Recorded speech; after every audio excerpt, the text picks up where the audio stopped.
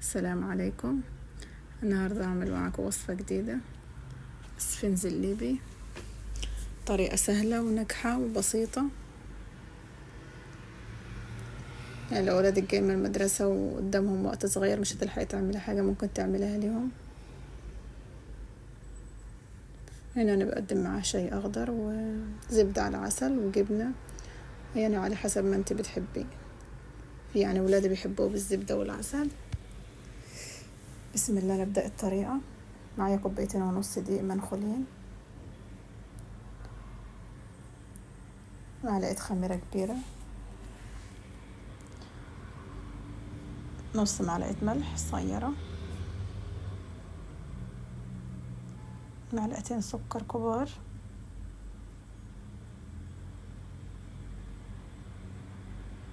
هنا كوباية مية دافية. لازم المية تكون دافية، ما تكونش سخنة وما تكونش ساقعة يعني. كوباية مية، وبعدين على حسب ما تقبل منك يعني. انا الدقيق هنا اللي انا مستخدمة دقيق فرينة، نوعية يعني كويسة في العجينة اللي انا بستعملها.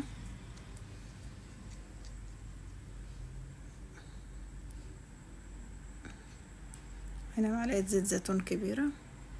في اللي بيحط له زيت وفي اللي ما بيحطلوش، يعني بحب احط يعني اي عجينة بعجينة بحب احط لها يعني معلقة زيت زيتون، ولو عندي حليب بحط لها، بس انا النهارده ما كانش عندي حليب او لبن يعني على حسب رغبتك انت، حسب ما تحبي. بس انا بحب احط له حليب او معلقه زيت زيتون، يعني تخليها ما تبقاش العجينه بعدين ما تبقاش شاده معاكي كده، تبقى رطبه شويه طريه وكويسه يعني. خلاص هنا عجنتها كويس، ما بتبقاش هي عجينه يابسه، ما بتبقاش ناشفه، وما بتبقاش طريه كتير، يعني بتبقى متوسطه. خلاص وهلمها كويس. هي بتكون طبعا بتمسك في ايدك العجينه دي، ما بعدين بننضف ايدينا بقى بمية او زيت، ننضف العجينة كويس، نطلعها من ايدك.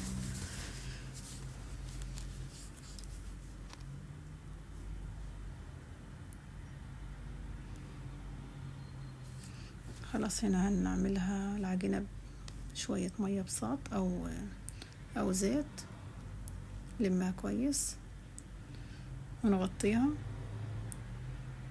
كيس ونخليها شوية، يعني نص ساعة ربع ساعة على حسب. هي كل ما خمرت السفنز، كل ما خمر كل ما احسن يعني بالنسبة للعجينة دي. نغطيها شوية ونخليها نص ساعة ربع ساعة على حسب. يعني انا حاطه لها معلقة خميرة كبيرة، وناخد طاسة على النار فيها زيت. الزيت نسخنه كويس، ما يكونش بارد.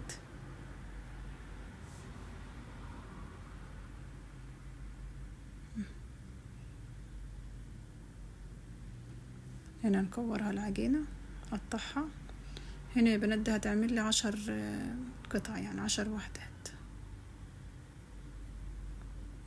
يعني 2.5 هيعمل لي 10. لو انا عملت كيلو دقيق كامل هيعمل لي 20 وحدة. هنا انا استعمل شوية زيت او مية.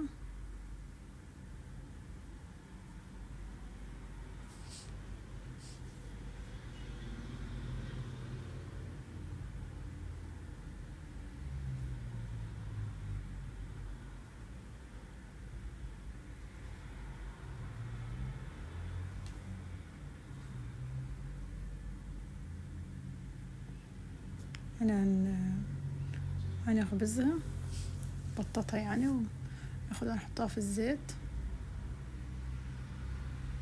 بعدين هنا نجهز طبق وعليه مناديل، يعني عشان لو نزل فيها زيت تشربه كويس، ما يكونش يعني مجمع الاسفنج زيت.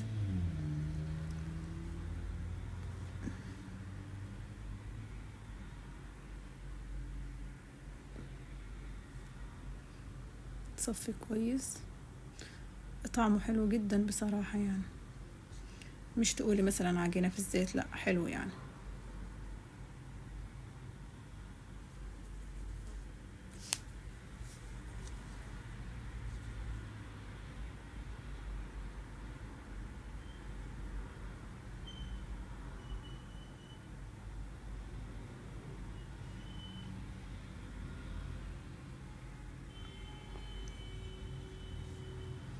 وقدمي معاه بقى على حسب انت رغبتك، تقدمي معاه جبنة، تقدمي معاه، صراحة أولادي بيحبوا مع الزبدة والعسل يعني.